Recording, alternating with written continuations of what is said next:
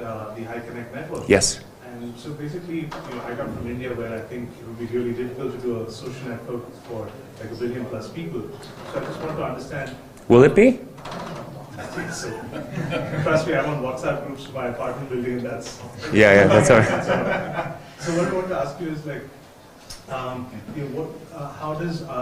do Armenians think about being connected to each other, across the diaspora of 10 million people, and how do you think that with the social network you can have really meaningful conversations on there, as opposed to it just being full of people saying, hey, I have this need, and not really having true connections, right, especially across borders. One of the realities of the Armenian existence is the diasporan existence, as you said, and because of that, the idea of having some type of digital platform connecting all Armenians came to us, number of years ago.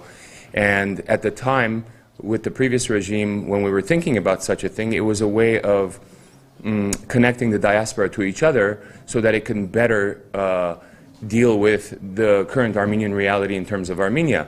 But after the revolution, the concept evolved into a more kind of, everyone who's Armenian or who's interested in Armenian things can basically set up their profile and join. It didn't become a diasporan kind of connection thing. It became a pan-Armenian connection thing, which I think is more integrative, inclusive, and more powerful. This is something that we've all agreed as Armenians that we desperately need, because we've got such diverse Armenian communities around the world doing some amazing things. But for example, and I'm pretty dialed into the Armenian reality of the diaspora, I have no idea what's going on in Marseille, with Armenians in Marseille, what they're doing. I know of one director there, maybe a couple of friends, but that's all I know. Now, maybe I'm developing a tech platform, maybe I'm developing a music project or whatever, and maybe I need a French Armenian rapper, Like, there's no way I can find that guy on Facebook, because there's just, you need to hire a team to just go through stuff on that channel to be able to whittle down any, concept, any particular target like that. So I think that's what we're talking about here in High Connect, is to basically be the Armenian nation online, connect everyone, using their interests to form integrative platforms and focus groups, symposiums, and I think it'll be very helpful to Armenia. One of the things we lack politically is proper diaspora and Armenian political think tanks, for example, that I always thought we need to counter some of the other think tanks that are working against Armenian interests around the world, for example, but also to help Armenia and the Armenian nation. And so this could be a nice platform. If anyone's interested in a think tank, hit me up, on Armenian topics, and develop one through that. There's the amount of things that can happen that are positive with such a platform, I think will be amazing. Sure. I got to go to other questions, sorry. I travel lots in Armenia, and I meet and interview politicians, everything. But I noticed vast majority in Armenia, they physically live in 21st century, but mindset, they're still in 18th century almost. Pashinyan did the political revolution.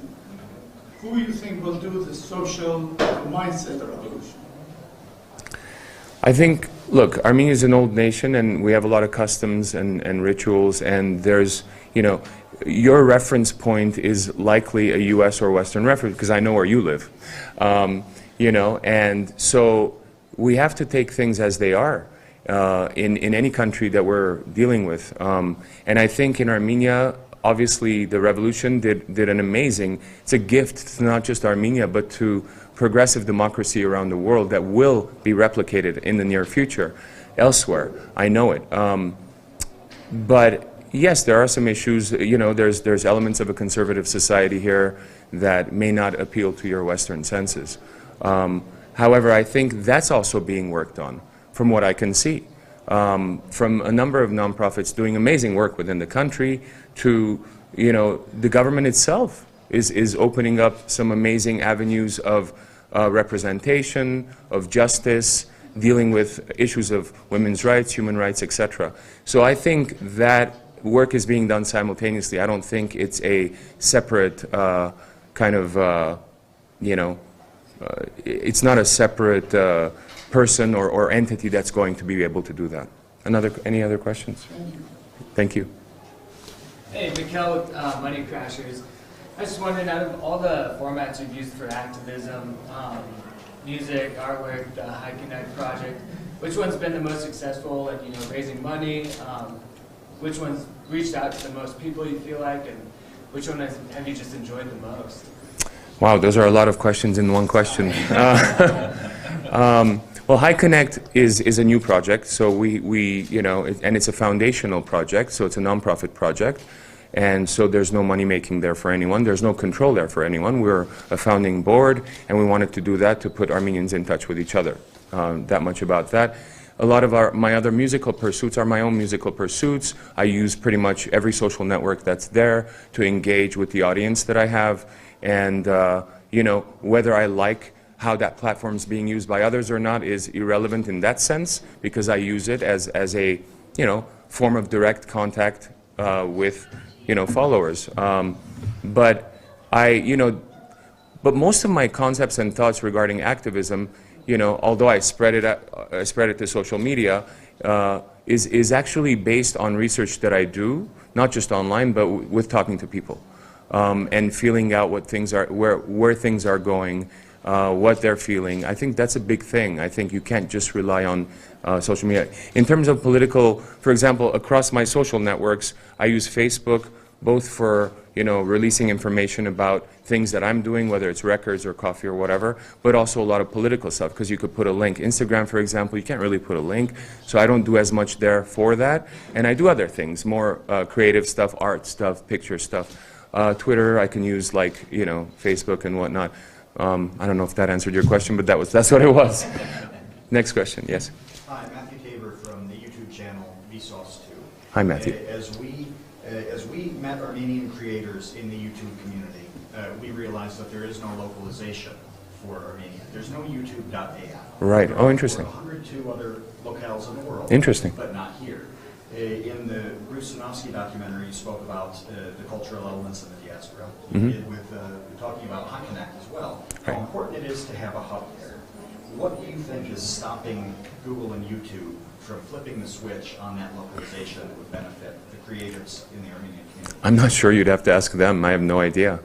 You know, it is a small market, so maybe they haven't gotten their advertising gurus in place to be able to utilize it, or I'm not exactly sure, to be honest. I have no idea. You should ask them, though. Do you think that's an important hub, though, for the Armenian community, both within the borders here and worldwide? I think it's definitely an important hub, as we see from this conference, a huge tech conference taking place here, the revolution itself and the things that we have to learn from it in terms of decentralized civil disobedience and peaceful resistance. Armenia's got a lot to teach in the 21st century, so it is very important to pay attention in terms of the tech world here, for sure. And they should they should do that, for sure. Maybe one of, again, it's a hypothesis, but I'm thinking maybe that Armenia is such a small country that artists here, for example, that make a music video, they really want to get it onto others, not just Armenia, obviously around the world, the diasporan community, as well as, you know, the general public. So maybe that's what it is. But again, I don't know enough about the .am, .country idea of how it's set up for either tech firm to be able to answer it properly. Next question. So we all know how passionate you are about the revolution, and we know you did everything doing that. And a year and a half almost has passed after the revolution. What changes have you noticed, both positive and negative, after the revolution? And how do you think post-revolutionary Armenia is doing? Let me start by saying, I follow Armenian news daily from the U.S. Or wherever I am, so that I can keep up with what's going on here, because it's very important to me. And I am not just excited about what happened a year ago, but I'm excited about what's happening right now, because I think what's going on here is miraculous. I think, you know, in 1 year we've seen incredible numbers of growth, from the economy to tourism to payback of international loans to growth in the job industry, I mean, it's like all the numbers are up, and I'm looking at it going, wow, this hasn't happened in Armenia in a long time, maybe never. And this doesn't happen to any nation overnight either. You know, it took a special, you guys actually, it took you guys actually doing something about your future and realizing the potency of your vision and the ability to take over that, you know, created this situation. I'm extremely positive about what's going on, but it's not just me. Like when the revolution first happened, I went back to LA to my diaspora and Armenian friends at parties or whatever. They would come ask, they'd be like, you were there, tell us what's going on. And people were trying to process the information, understand it better, asking questions, etc. A year later now, they're the ones jumping on planes coming back. You know, I don't have to be inspired and tell them, hey, you know, this amazing thing's happening. They already know, because a lot of them have come back already, which explains the rise in tourism. And they're all excited. They're coming to me and saying, oh, I'm doing this in Armenia, I'm doing that in Armenia. So all of this is happening now at the same time. So I'm extremely hopeful for the future.